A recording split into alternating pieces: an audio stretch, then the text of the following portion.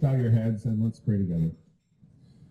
Lord God, we gather before you and thank you for the opportunity to hear from individuals who are committed to making this community better, and as they share insight and information about ways in which we can come alongside our youth and our children and improve outcomes in their lives, we ask for your grace and your mercy and your Holy Spirit to do this work in and through us. May we be instruments in your hands to lift up this community for more flourishing and thriving and better health, Lord. We thank you for everyone who's committed to the work of assisting and coming alongside our youth and helping them. We pray for their work in our community and ask your blessing upon them. In your name we pray. Amen. Madam Mayor, Libby Geyer and Rick Youngblood, I understand you guys are supposed to come up and do your part. You can tell we've coordinated this. We spent hours running through dry runs this morning. Be patient. Thank you. You're welcome. Mayor?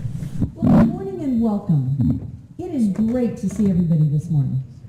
You know, today is a great day.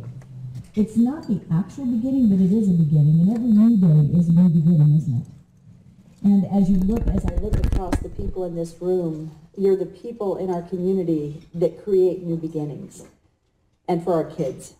And so when we talk about 2C Kids Succeed, we've had, I think, months of discussion, and it's been mulling around in G. Munchie's head for some time. And, you know, it never ceases to amaze me when I think about the power of one. And there's a whole bunch of those sitting out here. But I do want to acknowledge the power of one in Jean, because she's been working and has a vision, has a passion for kids. And it takes all of us coming together. We've heard that saying, it takes a village to raise a child. And the reality is, it takes all of us making a difference. But for the City of Nampa, our goal is to be a safe and healthy community where the people prosper. But how does that happen? Right? You know what? It really begins in our kids. And they are the future of our community. They're the future of this county. So while we are in Nampa this morning, and I appreciate you being here, and I appreciate the opportunity to get to welcome you, what we're working on is not about us. It's about we, and it's about Canyon County. It's about coming together as a county to make a difference in the future leaders and our kids. And I appreciate Dr. Patterson. I appreciate the conversation that we're going to have today about how to make a difference in our kids. And so I just want to say welcome, thank you to everyone that is here that's making a difference, and our esteemed panel members. It's going to be an excellent program and discussion. So I look forward to it, and thank you.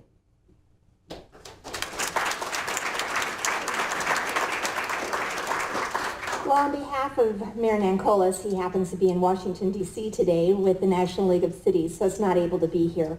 But I'm Debbie Geyer. I'm the city clerk for the city of Caldwell, and I am fortunate to be able to head what we call the Youth Master Plan Committee. It's amazing to me as I look back at the years that I've been with the city of Caldwell. Nearly 20 years ago, we adopted what's called the Youth and Family Platform. And from that, there has been an entourage of different programs that we have instigated that's all about youth and family, because it is so important to us that our community has such strong values with youth and family. We look forward to the partnership that we can have with this potential program and the initiative that is widespread over Canyon County. We look forward to what that will entail for our community as well as the betterment for all of Canyon County. So thank you for the opportunity to be here today, and we look forward to what this is going to bring us.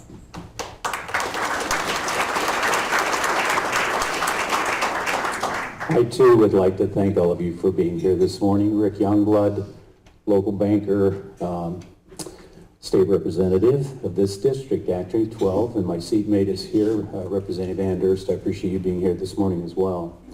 Also have the privilege of sitting on the community board for St. Luke's. Yesterday, a lot of your Canyon County legislators met with the school superintendents for Canyon County. One of the things that we heard loud and clear was the trauma within the schools. You take it, K through 12, all the grades. It is not the responsibility of our teachers today to raise our children, our young people. That's family values. I'll talk more about that, I think, in our closing when we're done, but I'm excited about the opportunity to discuss openly about the value of families, growing the values of our families, and taking care of our children. Thank you for being here this morning.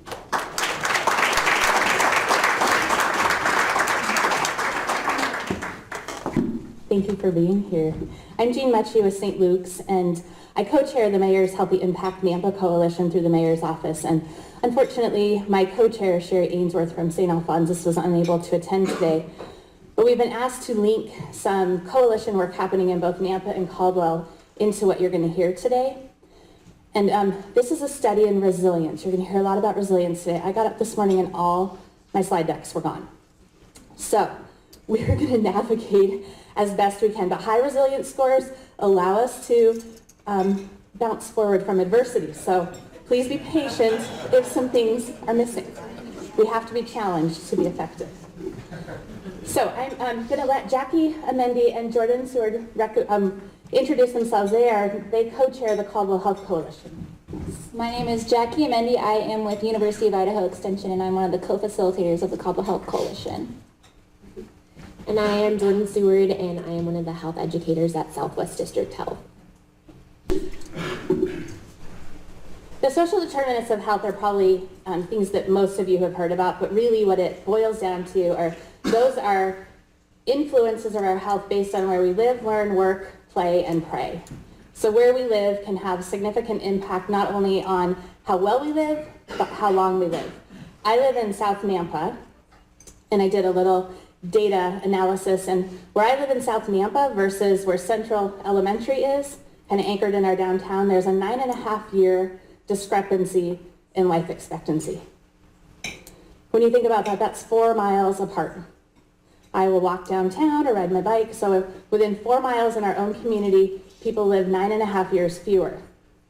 And really, it's all based on primarily things that are preventable. So we looked at data from healthy conditions assessments for both of our communities, as well as being recipients of Robert Wood Johnson Foundation Invest Health Grant, and then also Blue Cross of Idaho Foundation for Health Transformation Grant.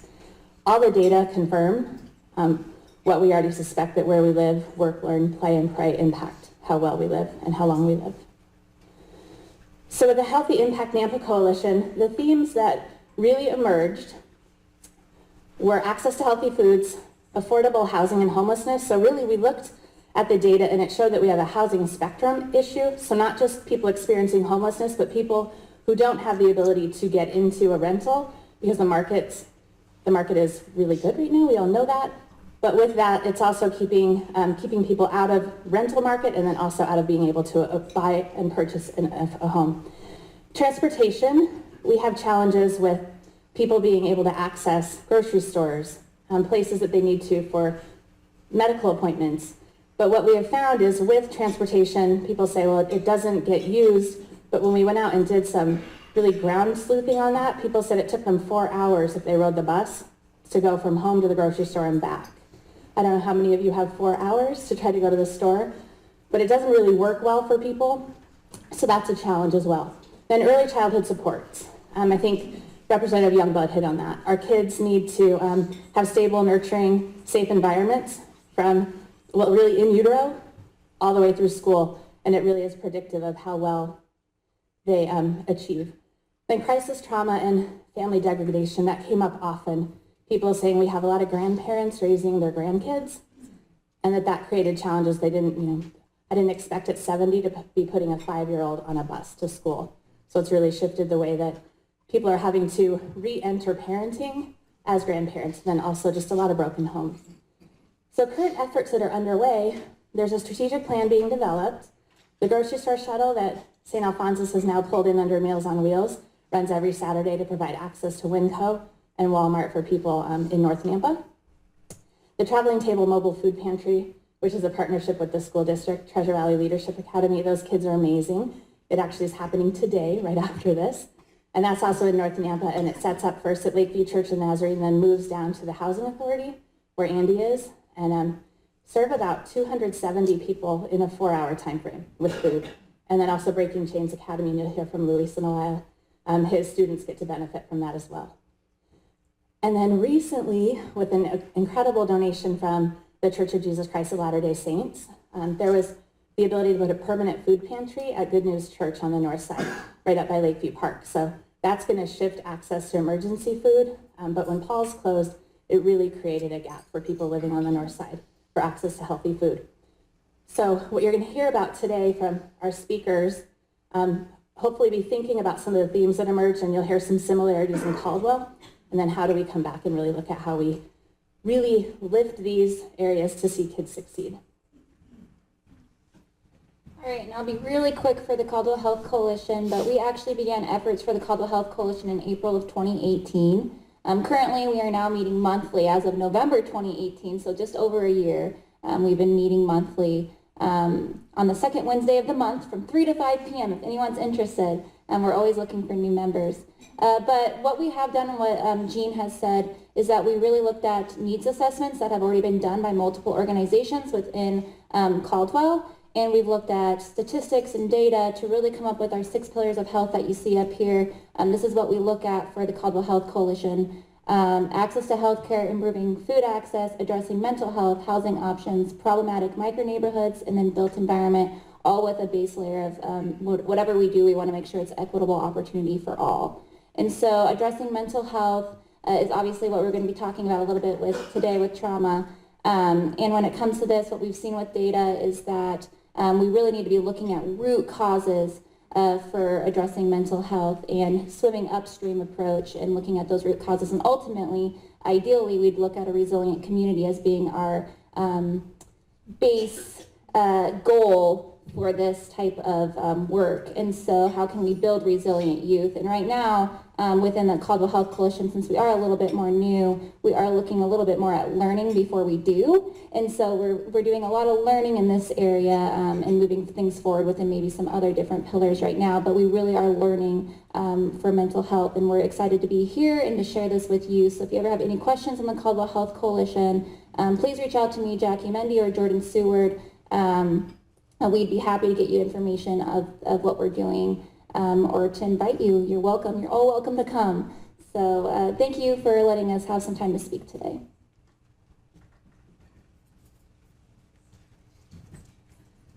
And now I'd like to welcome Janelle Stoffer to the stage. Janelle is a former Nampa School Board trustee, and she's also a licensed counselor and has a resilience training program now. And she's going to talk to you a little bit about some questionnaires that are on your table, and then we'll do some tone setting with a quick video. Thank you, and thank you everyone for joining us in solidarity for Camden County kids. I can't think of a better reason to come together. In front of you, we've placed throughout your table 2 screeners. One's called the Adverse Childhood Experiences Scale, or ACEs, and one's a resiliency screener. If you look at the Adverse Childhood Experiences Scale, you'll find 10 questions that help us depict how many ACEs a kid has. So there's 10 questions that show 10 areas of adversity. And there's certainly more than 10 areas of adversity, but this is what we're using nationwide to predict the number of ACEs. And what we know is that the number of ACEs matters. And you'll learn more about that in this discussion today. But I want to kind of draw your awareness as you're looking at it to yourself. What we're talking about today is a vulnerable matter. And none of us, no one even in this room is immune from adversity. So as you look at this screener, you might find yourself on there, your kids, your neighbors, someone you sit next to at church, and you might notice a little bit of stress. If that's true today, I just welcome you to join me right now in taking a deep breath and maybe even connecting to the person next to you. So go ahead and just take a second and do that. Deep breath. And here's why we do that. We need to address this issue with a calm nervous system. And that leaves us in an open and receptive state, which allows us to come up with solutions and commitments and compassion, which then allows us to address the second screening tool, which is the resiliency screening tool. What we know about the number on this screening tool is that the higher number a kid has on this tool predicts better outcomes in their ability to face adversity and respond better in this world. And that's our job here today, is to make sure the kids in Canyon County have the highest score possible on this resiliency screener. I think I'm supposed to introduce a video now. Isn't that true? Okay, so I'm going to introduce this video that kind of sets the tone and for what we're doing. The next one. You may have to minimize. Okay.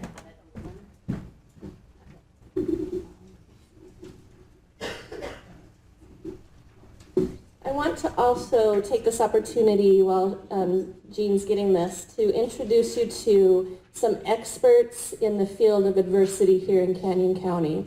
We have some specialists who work in treatment of trauma, and I'd ask them to stand up so that we can see you. People from the Family Justice Center, yes. So we're here today to be a support to you as experts in this field, to offer you support if you have questions, and also just be a warm presence as we talk about some really hard things. So please reach out to us if you need us.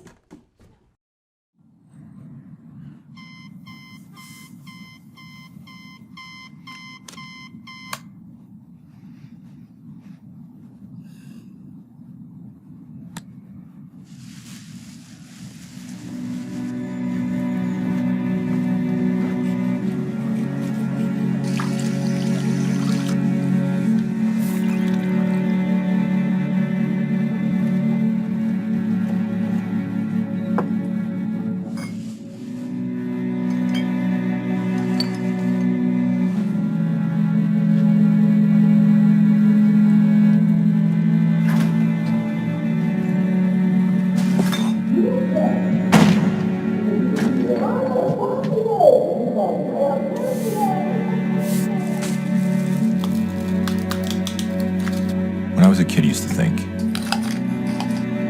if I could just grow up, if I could just get through, I could leave all this behind.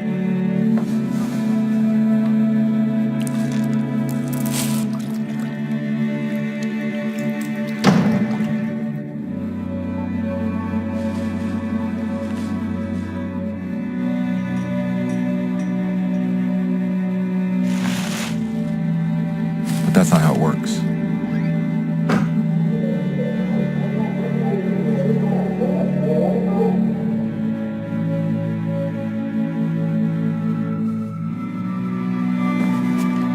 Everything that happened is still part of me. But there's hope. I learned how to heal from toxic stress and make sure the cycle ends with me. Learn more about toxic stress and how you can stop it at stresshealth.org. Dr. Patterson said, another big breath so that we can stay open and receptive when we talk about this hard stuff. It's my honor to introduce another expert, Roger Sherman. Roger Sherman is the executive director of the Idaho Children's Trust Fund, which has been directed by the governor to be the lead agency for prevention of child abuse and neglect. The Idaho Children's Trust Fund is also the state affiliate for Prevent Child Abuse America. So help me welcome Roger Sherman.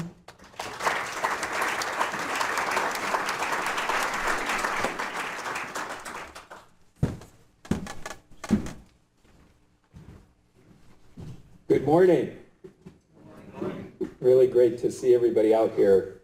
I am an expert only in the sense that I've done this for a while, but there's a lot of people in this room who have an incredible amount of expertise, and I hope what I can share is at least a part of what I think is an evolving understanding of how we can change our communities, change the lives of children, make a big difference, so that like in the small film, while you may be carrying some of that baggage with you throughout life, you start to get rid of it little by little in order to, change the future for the kids that you then raise. let's see if I, oh, that's not it.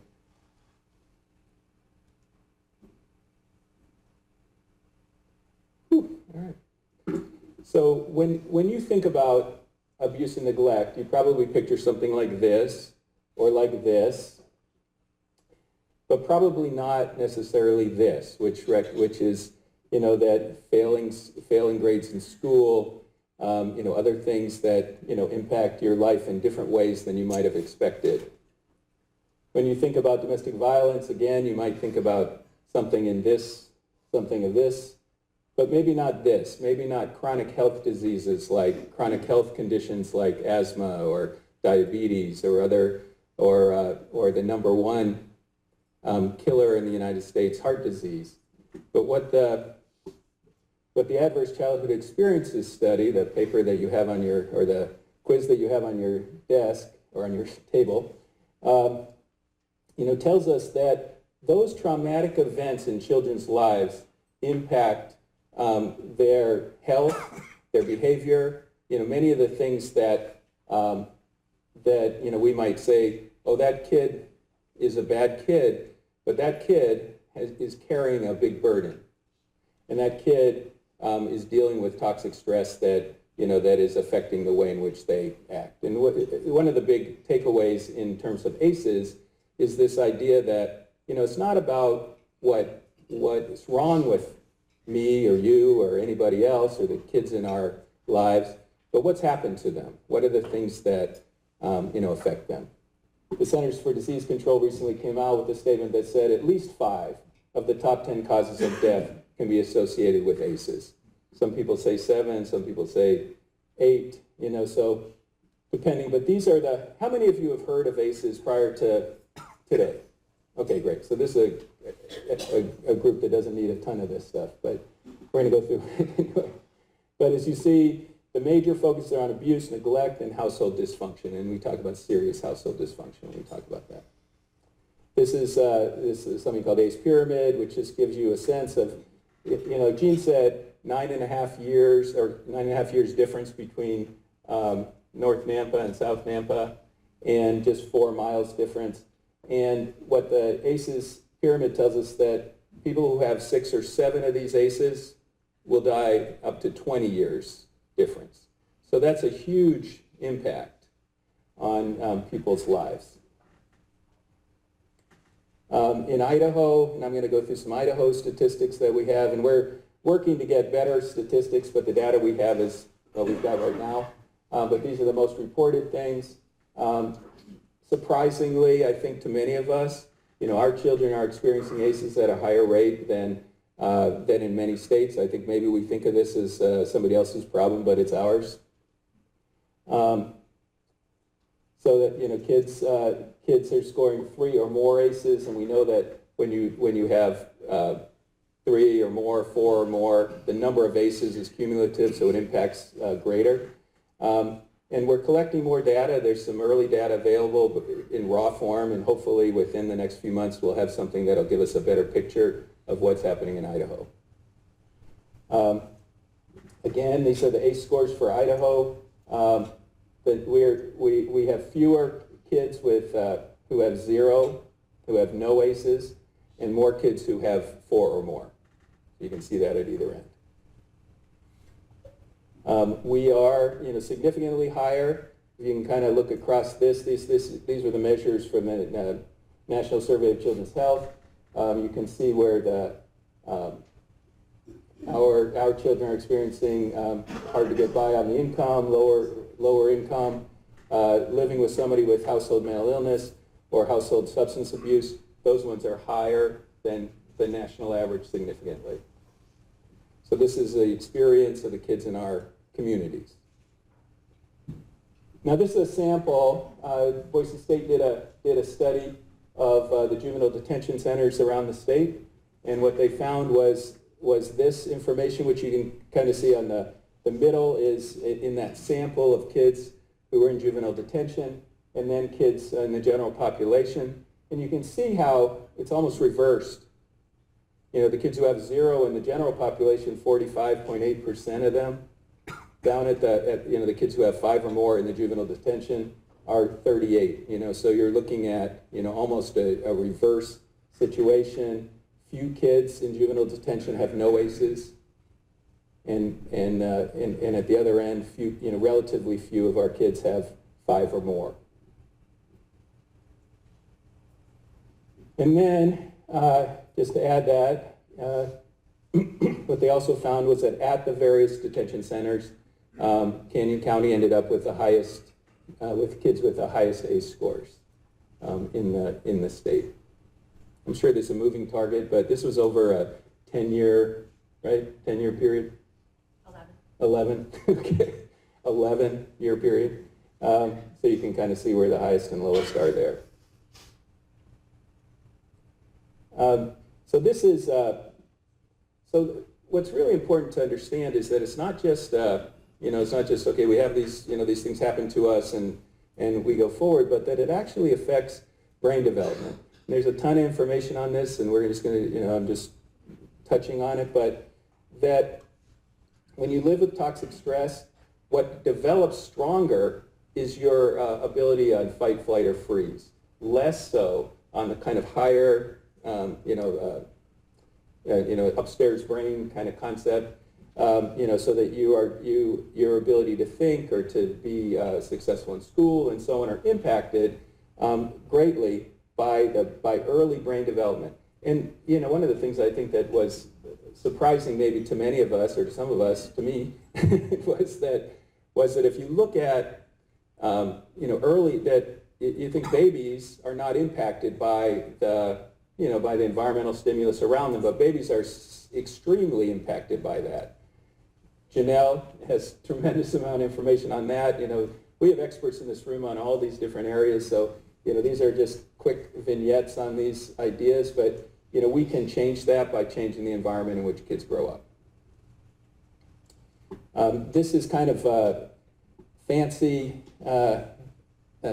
analysis that shows how ACEs impact various things going on in the school, so that you can see that ACEs impact learning disabilities almost by 65%. So you know that if you were to take ACEs out of the equation, how many children would not be experiencing learning disabilities, and then how many children would succeed more in school, and then how many kids would be stronger in the workforce, and on and on, right? Until we have adults who are really able to function. So these are huge things, and so focusing on ACEs gives us the opportunity to make those kinds of changes. Again, talking about economic impact. So you can see the whole bunch. You have that on your table. But some of these main things, at $124 billion are the annual cost of ACEs, according to the CDC. And the really important thing is that there's a 7-to-1 investment. For every dollar spent on preventing ACEs, we get a $7 ROI. That's amazing. Who would invest in that? Everybody? Let's invest in that. This is just a quick way of looking at this, but you can see with the adverse childhood experiences, this is sort of at the personal level, and then down below, what we can do when you have adverse community environments that have great deal of poverty or lack of opportunity. Some of the things I think that Jean's talking about when she talks about those differences between North and South Nampa and in different areas of the state. So there was just a recent report this last month that was, I think, kind of took what we knew but sort of consolidated in a really important way to look at this vital signs report is telling us that we could prevent 21 million cases of depression, 1.9 million cases of heart disease, again, the number1 killer in America, and 2.5 million cases of overweight or obesity. And so the main issue here, again, takeaway is that preventing ACEs could help prevent poor health and life outcomes. So you kind of see that as we did kind of, I'd call this more a back of the envelope kind of calculation. We just took the CDC's numbers and said, okay, if this were true for Idaho, what might that mean? And it could mean that over 30,000 fewer people experience depression. It would keep 60,000 people from smoking. It would, and impacts of smoking on health, prevent nearly 30,000 cases of asthma, and even, reduce unemployment by nearly 15%. I mean, these are gigantic things, and hopefully it doesn't sound like pie in the sky, but I think what we really recognize is that the impacts of carrying toxic stress, of being in those traumatic situations for your life, impact so many of the things that we want to solve and improve in our communities. But, and this really is the pivot point. We always say ACEs are not destiny. ACEs are something that you have, but they're not the end of the story. They're there to tell us that we should know about this, but to know about it is to act on it. And so we say risk factors don't have to be predictive factors, with enough protective factors. So there are things in our lives. So if you look at this, we talk about something called health outcomes from positive experiences, or HOPE. It's just a nice acronym, but the idea being that if we build more positive experiences, they offset the impacts of ACEs. Dr. Patterson has tremendous stuff on this idea, or not. It's not an idea. It's the science. The science tells us that the positive experiences offset the negative, and that's where really why we come together here is not to wallow in the problem, but to think about, well, what is it that we can do in our community that's going to create a change? And so many of you are already doing that.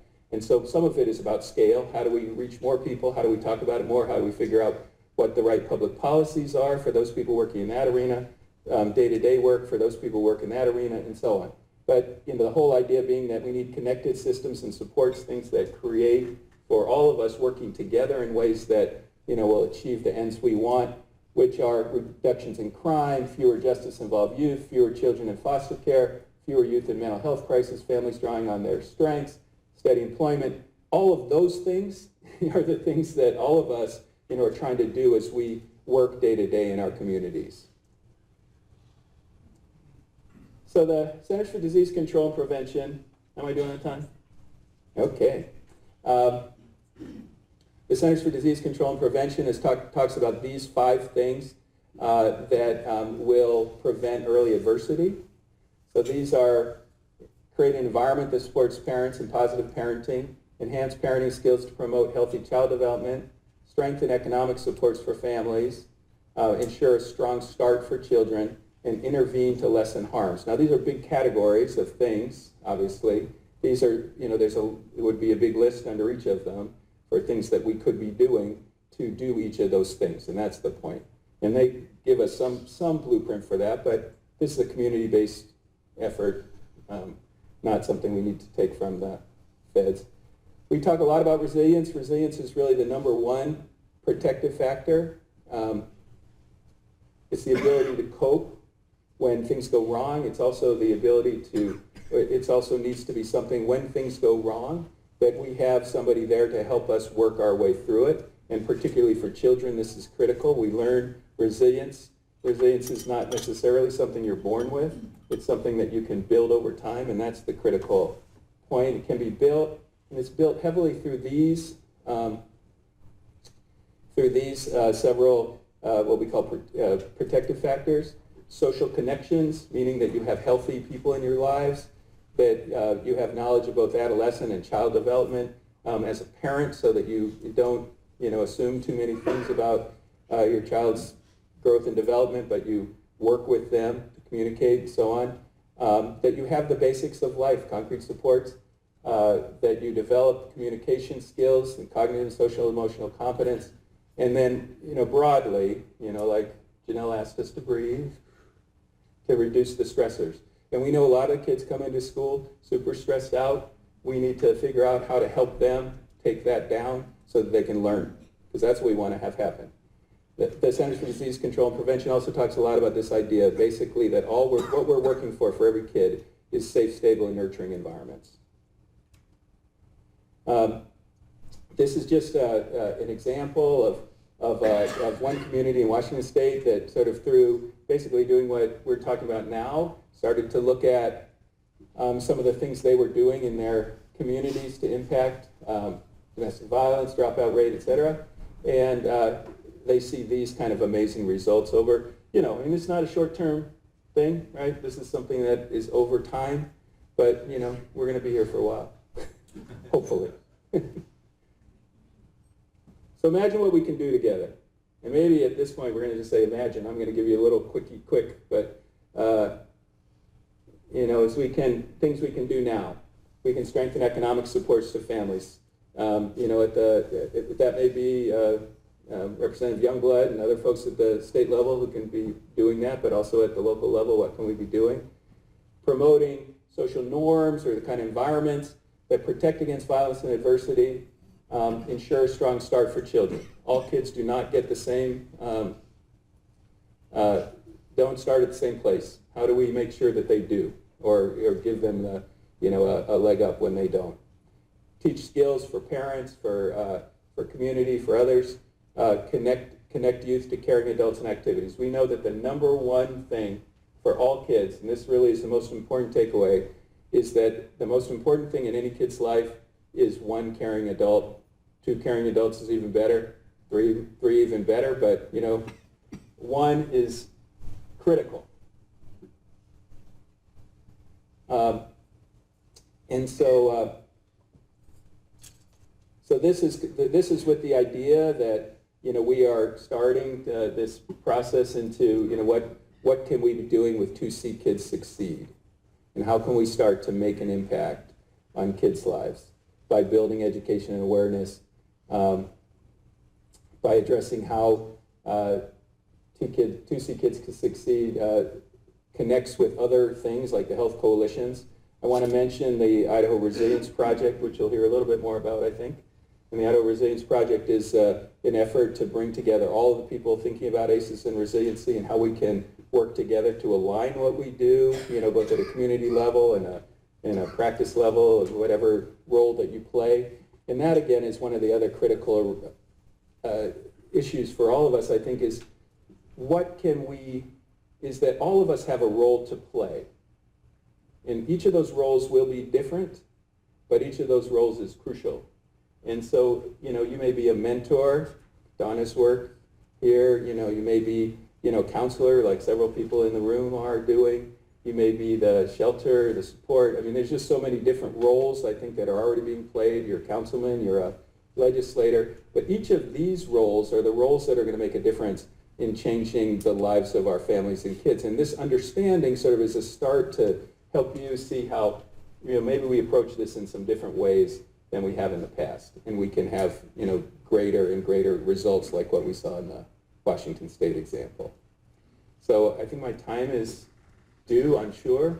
And thank you for that. I look forward to seeing what all of us can do together. We're a statewide effort in the organization I work for, and you know, I'd like to be you know, working with you all as well. So thank you for this time.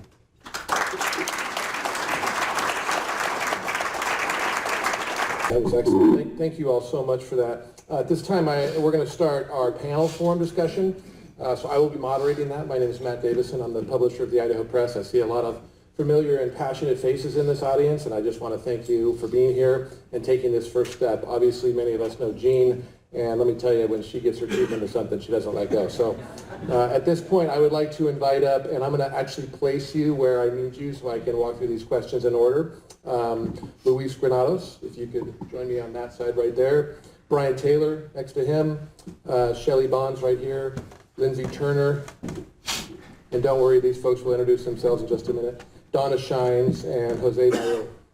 If you guys could please join me on stage, that'd be great. So we are just slightly behind schedule, but I'm hoping that we can catch up quickly and keep you engaged and still get you out of here at 9 o'clock.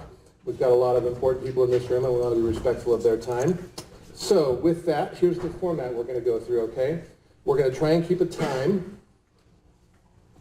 And I am going to ask each one of you a grand total of 3 questions. You will have a minute and a half to answer those questions, and I will interrupt you if you go over, politely, hopefully. And I would encourage you to just address this as you would in your career. If you want to spin the question or take a piece of it, that is fine as well. This is intended to be an educational discussion. and hopefully we will be able to inform folks here so we can take some actual meaningful action towards this objective. So I'm going to ask each one of you to start with a very quick introduction, and Gene, I'm going to change it up on you a little bit. We're going to go through that real quick. So in just a very brief 10 seconds or less, Luis, could you please introduce yourself? My name is Luis Granados. I'm Executive Director of Breaking Chains Academy of Development. We work with at-risk youth, provide them with tools and alternatives that they need in order to help them successfully transition into adulthood.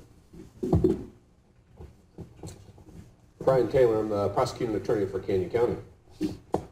Shelley Bonds, I'm the Executive Director for our elementary schools for the Nampa School District.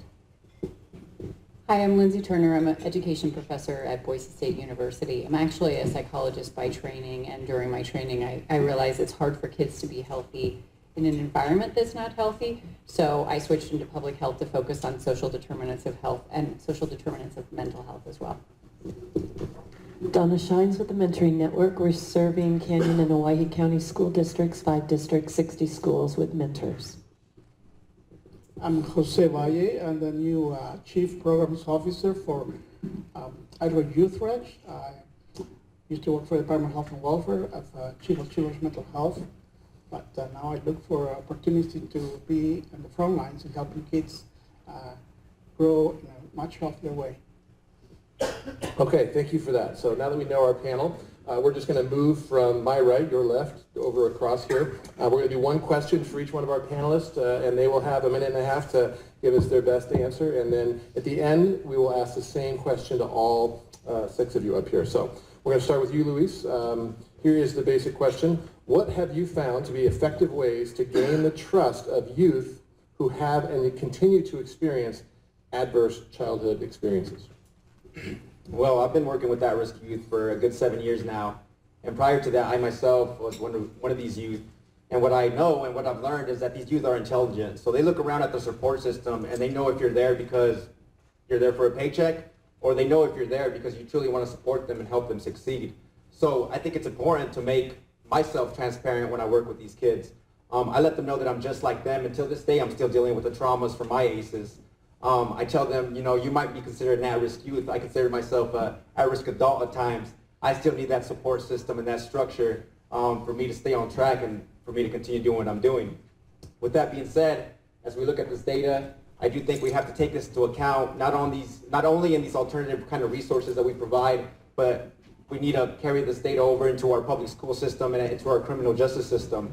And we need to understand that these kids are all case by case with their special ACEs and their own traumas, and they deal and respond to those differently, which means they're going to respond to different social cues differently. They're going to respond to different social interactions, social environments, and most of all to authority. And we need to take that into consideration when we're trying to plant that seed of success in these kids and trying to gain their trust so that they do trust us. So in a nutshell, I believe it's about building relationships, sincere, genuine relationships, and not treating these kids as they're just another number in our caseload. Perfect. He knows what he's doing. There's almost exactly a minute and a half. Mr. Taylor, on to you. How do you think adverse childhood experiences... Sorry, that was my timer telling you to be quiet. All right, sorry about that. Mr. Taylor, how do you think adverse childhood experiences impact early juvenile justice involvement, and do you see continued impact as youth become adults? Yeah, so the first part of the question is how does it impact juvenile justice as sort of the entry or the involvement? First and foremost, I see a lot of my law enforcement brethren, myself, juvenile probation. We don't have the luxury of having full-blown ACEs survey in front of us of what impacts that they have. We're trying to identify what caused them to do the crimes in which they did and whether or not to engage them into the system. For example, if a child as simple as running away from home, why are they running away? So do we initiate a criminal charge against this child solely to get them into the system so we can provide them the services or not the services? Or is the ACEs, the better approach is to find a program here in the community to assist them? The second part of the question is how does it impact them going into the adult world? Is we get the luxury of looking at what we call pre-sentence investigations, and from my experience of doing this almost 20 years, is almost every single one of them, when you look at this packet that's 50 to 100 pages of their entire life history, you could probably start categorizing 4+ ACEs on almost all these individuals. And you start wondering, is there some point in the system in which we could have intervened at an earlier stage? But by the time they get to me in the system, they're quite far along, and that intervention opportunities end up being in the corrections facility. So that's, I guess, the short summation there. Thank you, Brian. I don't want to get bothered. Okay, moving on to you, Shelley. How do adverse childhood experiences impact children within the Nampa School District, and how pervasive is trauma among our students? We see adverse childhood experiences impact kids in a variety of ways. We see them show up with kids who shut down, who refuse to engage. Their heads are down, they don't want to do work. It's refusal to do work. We have some kids who show up who explode. They go from 0 to 60 without any warning. We have some kids who show up who don't show any indicators, but they're quiet and they withdraw. Kids show up to us, and it looks different in every building, and it looks different for every child.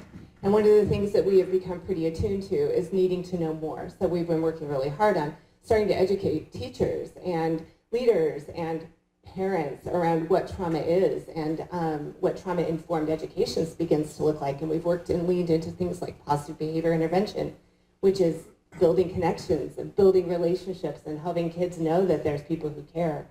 It is very pervasive amongst kids in the Nampa School District. It transcends all socioeconomic boundaries. This does not just happen in poor schools. This happens in all schools. And we see it every day in all 24 of our schools. It doesn't discriminate. It is everywhere. Thank you very much. Hold on to that. Okay, now we're going to move over here to Lindsay Turner. Research shows that prevention and early intervention are foundational to decreasing the impact of adverse childhood experiences. What does the data demonstrate as best practices and most effective? So Roger set this up really nicely for me with that slide that talked about the 6 big picture strategies that can be effective. 2 weeks ago, the timing of this event is great because 2 weeks ago, CDC released a big report reviewing decades of literature on what exactly works. So looking at the science on this, and I'm going to talk about a couple specific strategies from 2 of those areas. One being ensure an early start for kids, and the other being economics, but there were 6 strategies. So as Roger said, and as everyone has echoed, there's a role for everyone in this room. So an early start for kids, some of the programs that work are home visitation programs for new moms. This is helpful because it not only helps support moms during a time of vulnerability for mental health issues of their own, but also is an opportunity for teaching parenting skills. The second being supporting early childhood education and valuing that, because that helps kids show up to kindergarten not only being ready to read and learn, but also being ready to be citizens within their school and helps them with the social emotional skills they need to succeed. In terms of economic development, 2 specific strategies that show up as really having a strong return on investment in that CDC review. First is earned income tax credit, which might not necessarily seem like it's associated with ACEs, but it is a way for families who are struggling financially to have more of their money to take care of their families. So that is a really important economic support for lower income families. And then the second is encouraging employers to have family-friendly policies around work leave, ensuring they have benefits for healthcare coverage. But a working parent should not have to decide between taking their child to a medical appointment and getting a paycheck, that they need to support their family. So employers have a huge role in this as well in terms of those policies that really value the family. Thank you very much. Donna Shines. First question for you. The most important protective factor for children experiencing high levels of childhood trauma is buffering by a trusted, consistent adult. How do you see this demonstrated through mentoring? Thank you, Matt. This is how I see it being demonstrated. We have over 195 kids with mentors right now. Every one of those, every one of those kids is unique. And I love what I'm hearing on this panel because they're not numbers. We are all human beings. So the way we see it, we do year-end surveys with our kids. And the 3 things, they have a bazillion things to check off why they love having a mentor. But what they say consistently over 20 years now is, my mentor shows up, my mentor listens, and my mentor cares. Right there, it tells me that. The other things you see, grades, attendance, and behaviors are impacted in a positive way. To me, that's kind of a no-brainer. I was a teacher for many, many years. Because somebody shows up and cares and they have good teachers already, they just need that extra added somebody in their life. One little story, it took 8 years for one of our kids to finally tell her mentor the abuse that had been happening to her whole life. Now, that took her 8 years to trust an adult. 8 years. The schools thought something was going on but couldn't prove anything. So that's how powerful this is. And all we do is show up, listen, and care. Non-judgmental, friendship building, spending an hour a week with a child. Not many kids get a whole hour of undivided, uninterrupted attention from an adult in a week now. We're pretty busy people, we think. Thank you, Donna. Jose, question for you. Youth entering Idaho Youth Ranch programs often have a high ACE score. What is the most common reason youth enter programming? Thank you, Matt. When kids enter our programs, they enter through different doors. One is through our outpatient program, and the other one is through Hay Shelter. That's a facility where we take kids who are homeless, kids who are in the custody of the Department of Health and Welfare.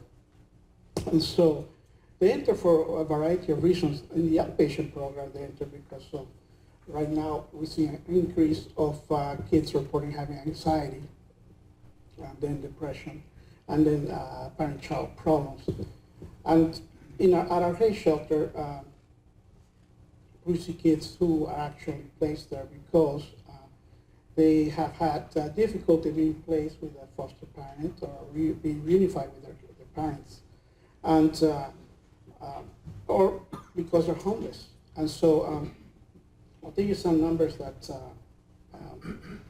we have that our ACEs report shows. As far as our kids, and this is the last 500 kids that we given ACE, when we giving evaluations, and they report, 39% of them report seeing a family member being hit, punched, or kicked very hard at home. 37% reported being beat up, shot at, or being threatened to be hurt badly. 31% reported being hit, kicked, or punched very hard at home. And 31% reported seeing someone in real life being beaten up. So what we see is kids that are being traumatized. As you know, the brain wires you and wires me for connection. But trauma wires kids that are traumatized for protection. And what that means is that we have kids out there who are constantly on the guard, and either they're becoming very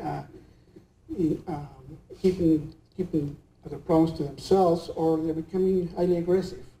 So these are the type of kids that we're seeing, but I think with this new initiative, we can certainly do much better than that. Thank you, Jose. Good discussion points here. Let's move on to question number 2 for you, Luis.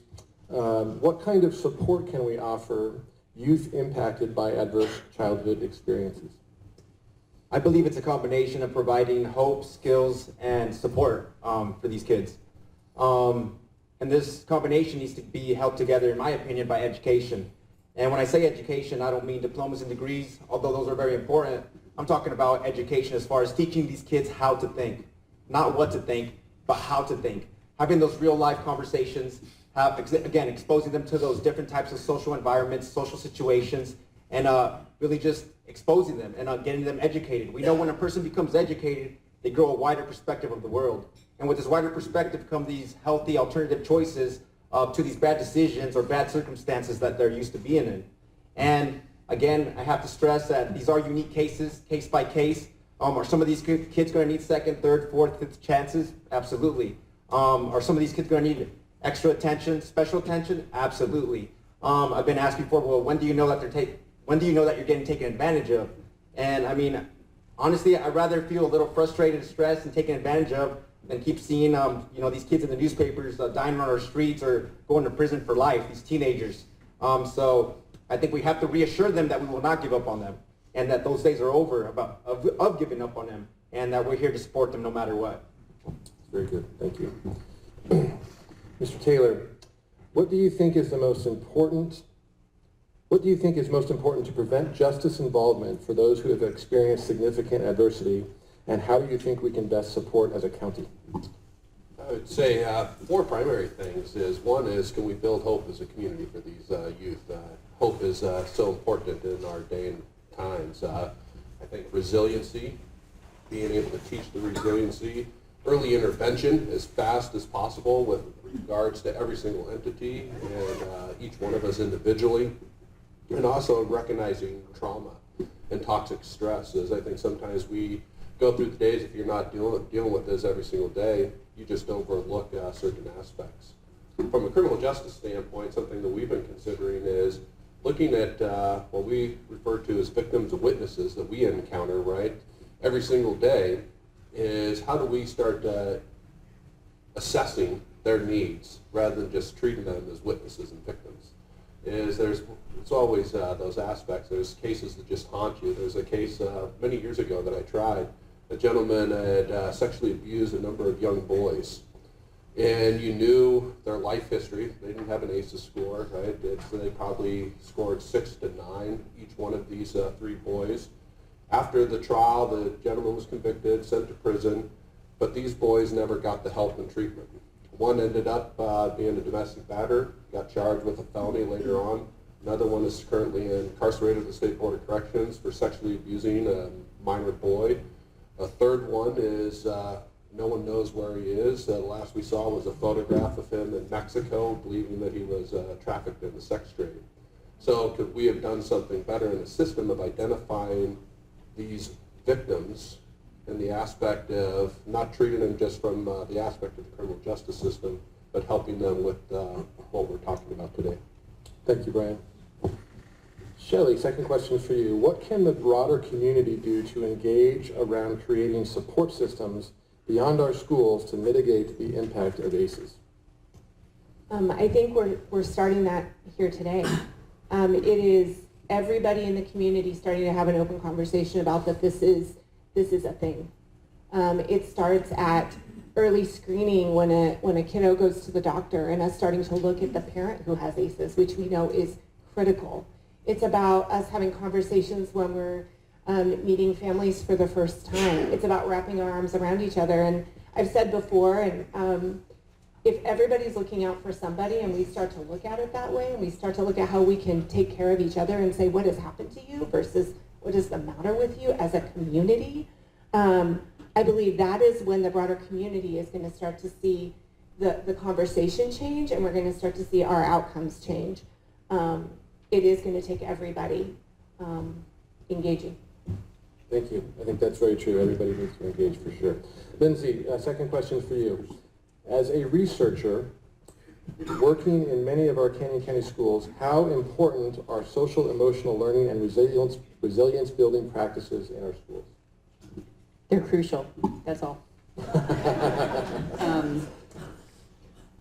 They're absolutely essential, and there are a lot of really good programs that are either curriculum that teachers can deliver to help students understand and develop social emotional skills, or things that are much more system-wide culture change frameworks like positive behavioral interventions and supports. There's so many great programs.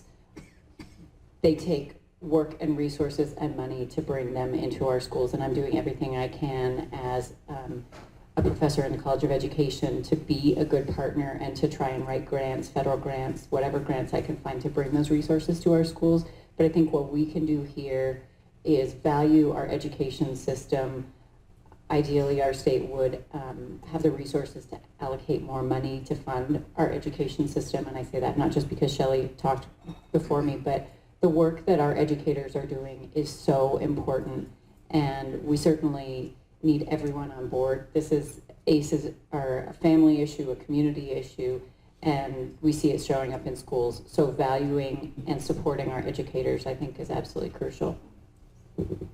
Thank you very much. Donna, on to you. Adult community members in children's lives are so key to mitigating the impact of adverse childhood experiences.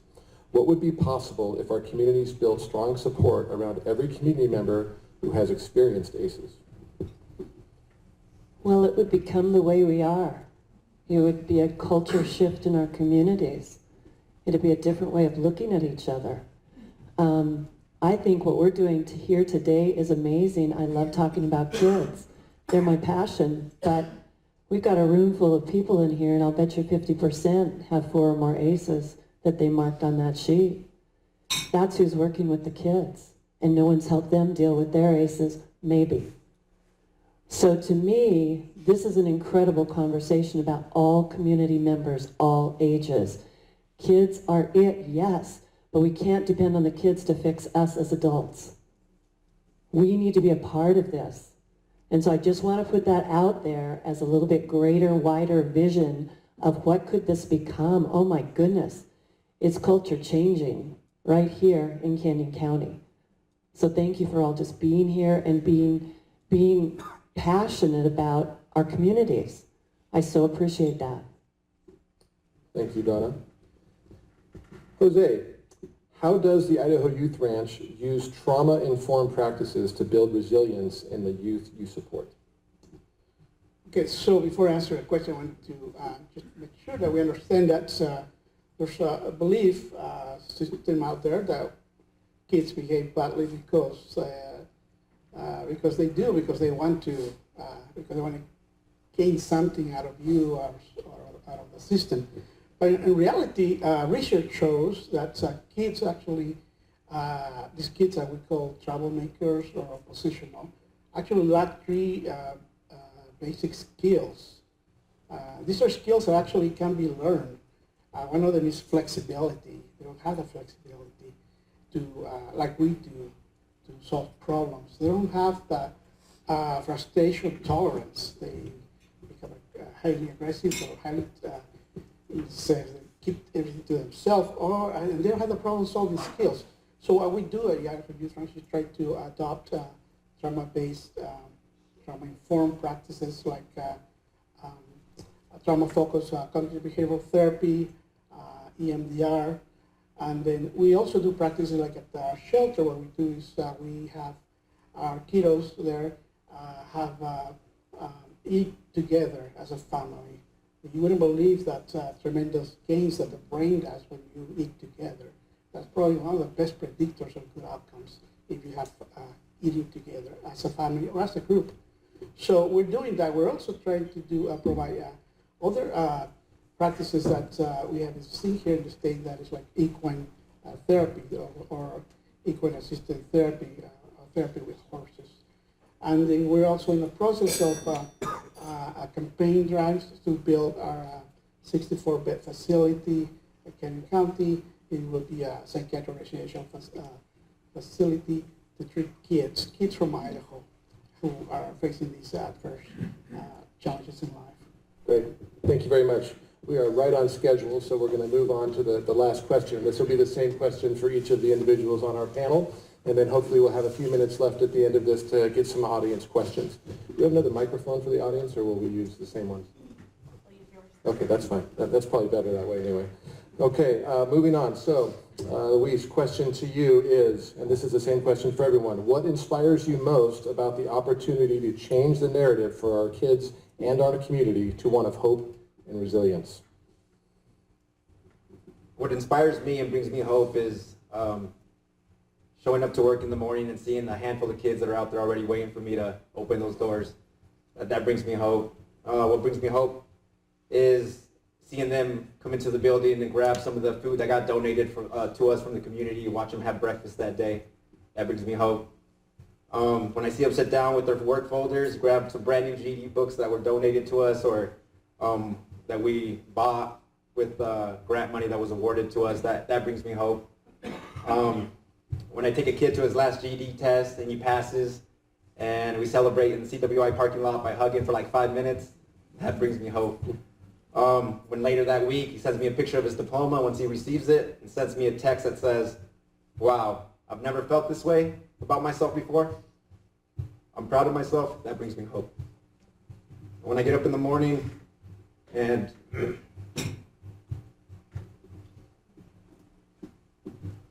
I'm sorry. I look in the mirror and after 31 years, I can say, I'm proud of you to my reflection. That brings me hope. And the reason it brings me hope is because everything I just mentioned is a product of community coming together and certain people in the community addressing a problem and doing something about that problem. And as I look around in this room and I see all these people in here, that brings me hope. Because I know if we all do our part, we can definitely make a difference and make Canyon County an amazing place for our kids to grow up and to become productive members of our community. Thank you very much. Ryan, what gives you hope? What gives me hope is seeing these kiddos that I have to interact with every single day and how resilient they actually are and how strong they are going through the worst possible life experience imaginable. And yet they're still joyful, they're still smiling. You can just see that resilience and hope in their eyes. What also gives me hope is all of you. This community is remarkable in every aspect. It's how we come together, we work on solutions and making our community better. Last night I was indoctrinating my son into Star Wars, and there was this line as I was thinking about this meeting. It says, rebellions are built on hope. And I was thinking to myself, maybe Canyon County is ripe for a rebellion to eliminate adverse childhood experiences. So, let's do it. Thank you, Brian. Shelley, what inspires and gives you hope? Oh. Well, we're here. 5 years ago when we were talking about ACEs, there was like a handful of us. And we're here. I can talk about individual kids who I see when we lean in, absolutely, and it's done well, and we get them the support they need, and we get parents the support they need, their story changes.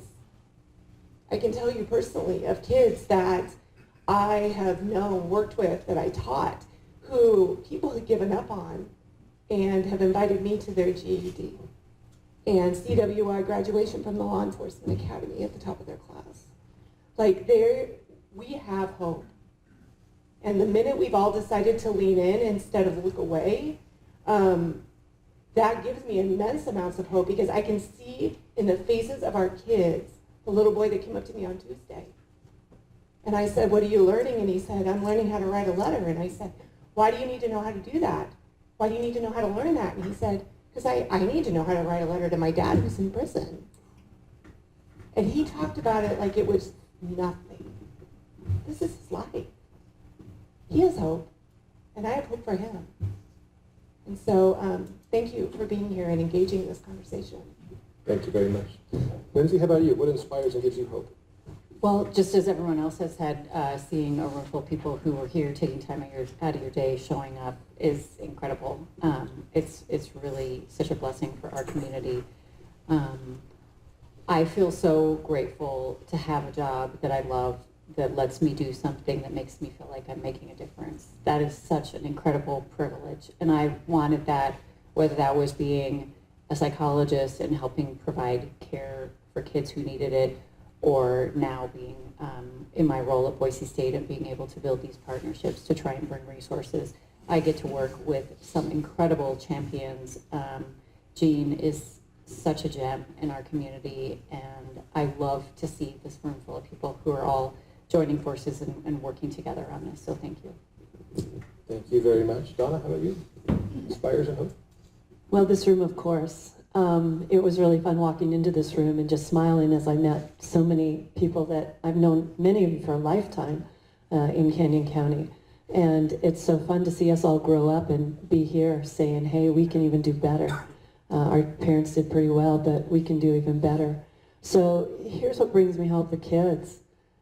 I mean, we see kids that I tell mentors they're not broken. We are not broken people. They just need somebody to come alongside them. But what also brings me hope is that we're beginning to understand we have got to have real FaceTime We have to hear one another's stories. We have to build trust among us to hear the stories. Just the stories in this room alone would be amazing to hear of what was childhood like for you and how did you get where you are today. So that brings me hope that we're starting to say, this is valuable. We're here face to face. That's pretty dang cool. Together, we've got collective enoughness. And you know what? We can build this community that I think we all want. Resilient, hopeful, safe, thriving, compassionate. I'm really excited that we're all here. So thank you all for being here and for giving me some more hope. I'm pretty filled with it, but now I'm really filled. Thank you, Donna. Jose? So there are a lot of things that give me hope. There are a lot of people that give me hope. I have 9 grandchildren, and the other day I received a picture through Instagram by one of my grandkids who's 6 years old, who was drawing a picture. And she was drawing the picture because she was feeling stress at school. And her mom, my daughter, asked her to do this. Asked her if that's, how would she like to deal with that stress? And she said, I like to paint. And so she did that. And it gives me hope that we can provide those tools, that knowledge to all the parents that we serve. Also, what gives me hope is compassion. I see a lot of compassion here in this room. And compassion that actually, compassion can drive us to do impossible things. And I think compassion is what's going to save us. If we don't have compassion for this, if we don't have commitment for what we do, then we're going to not do too well. But I think we're in a new direction right now, and I really look forward to working with you and being able to be part of that movement. Thank you very much. Okay, that wraps up our fire Q&A session. Now we're going to open it up to audience questions. We've got a few minutes, not a bunch, but a few. So if you, I guess I could just do this so that we'll make it easy, okay? Traveling microphone. Any questions out there? It always helps if we start with a seed question. So anyone got one of those?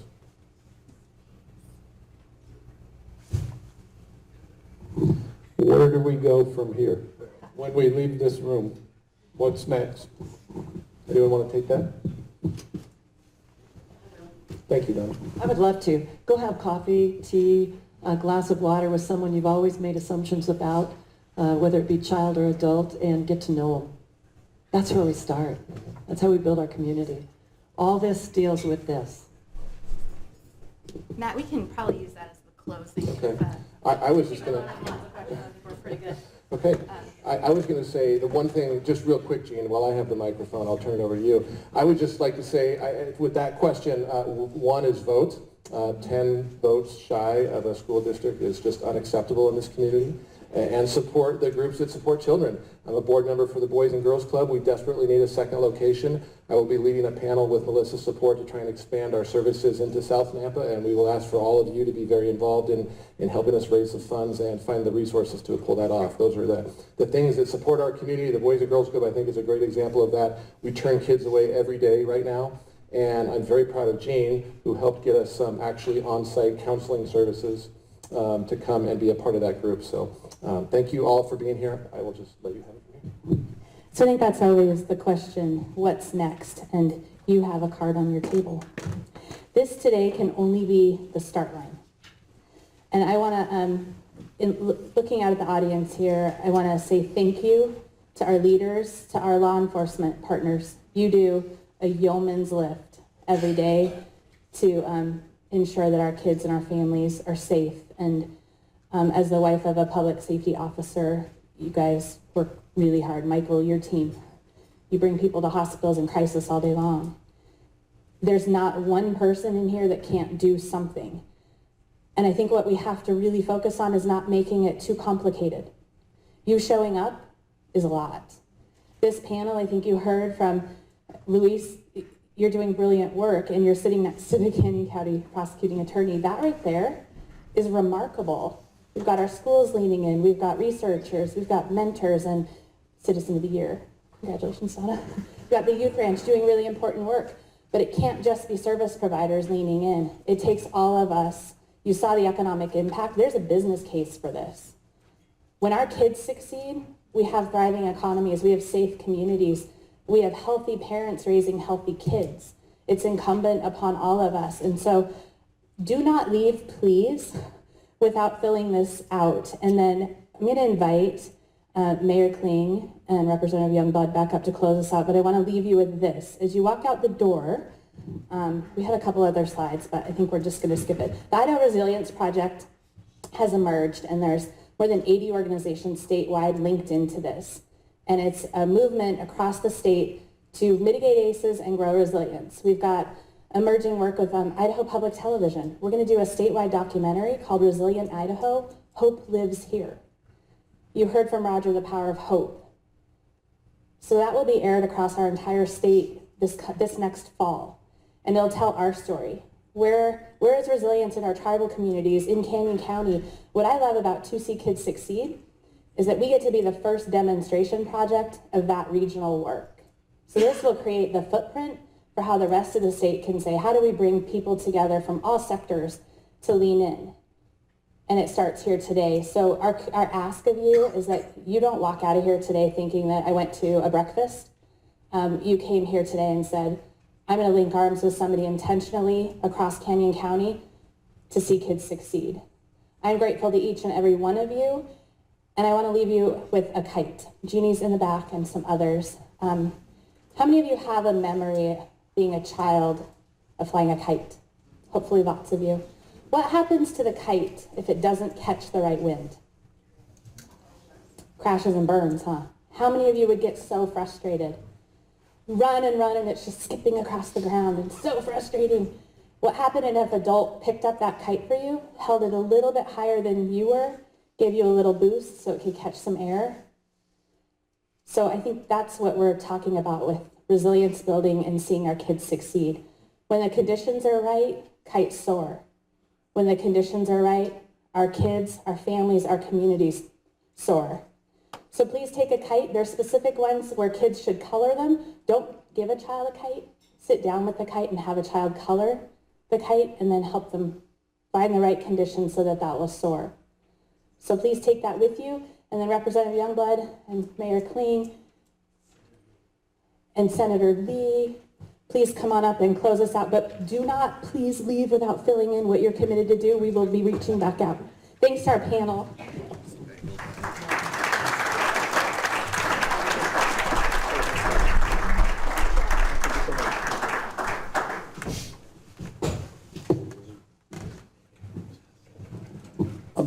Guest this morning, I gave a special invitation out to Senator Abby Lee to be with us this morning. I appreciate her driving all the way over from Fruitland and dealing with the traffic. Senator Lee has been very active as a legislator, working with several programs. I'd like for her to share, for all of us to know a lot of the things that are happening at the state. So Abby, please share for a minute. Thank you. I know I'm standing between you and getting on with your day, and if it weren't for the traffic, that accident right before the Caldwell exit. So, but thank you for just giving me a moment. I wanted to leave you with a little bit of hope. We've worked really hard in the legislature to start addressing some of these issues, and many of you may not know, it wasn't about 4 years ago we started looking at some child welfare reform and foster care in particular, and we started asking the question, how many of our youth in juvenile corrections go on to the Department of Corrections? And we weren't tracking that. We weren't tracking that in Idaho. So we have now started tracking that. And in 2016, we passed some significant foster care reform. In 2018, we actually passed what we called in the legislature the 2018 Foster Care Reform Act. And those of you who work in that field know we've done some things, but what I want to leave you with is we also, as part of that, started a Child Welfare Oversight Committee in the legislature, which was a big lift to get a new committee started. With Representative Youngblood's help and JFAC, the Finance Appropriation Committee, we for the first time put general fund monies, which are really precious to us in Idaho, for home visiting. So when we talk about some of those prevention things, we are starting to do that. And we are meeting, our Child Welfare Oversight Committee is meeting on December 5th. I'm co-chair of that with Representative Moyle. And so I would invite you to reach out to us and share some of the things that you're doing here. I just offer that as a pipeline. What you're doing here gives me hope. Mayor, what you're doing to focus on the grassroots prevention things, we stand ready to partner with you on that policy piece. So lest you think that you've got to find a way to bring these things to the policy level, we have a ready platform for you, and we want to be able to stand with you and use this as a model to show other places in the state how we can help not only make the business case, but make the human case for why this is the right thing. And so thank you for letting me just take a minute and to be here with you and to partner with you on all the things that you're doing. Thank you, Senator, and the good work that you're doing. Real quick, 2016, I had the privilege with 6 others from Idaho to attend Oslo, Norway, to understand the principles of normality. They had written a white paper in 2012. Our correctional facilities today, we have space for about 7,800. We have peaked as high as 8,200. Today we are at 9,300 incarcerated. The principles of normality changed my life, changed my way of thinking, because it's those folks that are in the incarceration do not know normal. That falls back to childhood. They were not raised in normal environments. So, Josh DeWalt, who's the new director of corrections for Idaho, an awesome individual, was one of the 6 that went with us to Norway, understands and is working hard. A lot of that normality we lose in pardons and parole with recidivism. It can happen in Idaho, it can happen across the U.S. Help those inmates who are incarcerated to understand the principles of normal life that all of us here, most of us here know and were raised. And it starts at childhood. Thank you for being here, Mayor. Thank you so much. Thank you. So I loved our last question, which is what is next? And I had written a note sitting there, so what is my role? What is my role as mayor? And I would ask you, what is your role? As we began this morning, we talked about the power of one, right? But the difference, so when you think about what is my role, it's not about me, right? So it's what is my role as it relates to responsibility, the realm that you have, which is your role of influence in your personal life. But then it steps over into none of us can be successful unless a lot of others want them to be, right? Our kids can't, we can't. This is about we, but it begins with what is my responsibility. So I would ask you to ponder, and on your cards to say, what is my role in this, and how can I make a difference? And then the commitment from myself and from the role of pulling together and to see kids succeed is that we will follow up and to create that framework of unity coming together, because we can't do it alone. So understanding the principle, what is my role, and then what are we collectively going to do about it? So we will get it done because we have amazing people here, and it's the individual, it's the city, it's the state, it's the county, it's all of us working together.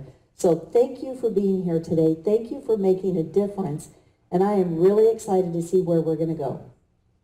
Are we good? Okay, Matt. Matt, you did an awesome job. Thank you so much. I can run a timer, Debbie, but thank you. Just thanks again for being here. I hope you all accept the challenge. Thank you to Jean and her group. This is a non-business organization. Let's just take some aggressive actions right here in Canyon County, set the example for the rest of the state. So thank you all. Have a great day. Thank you.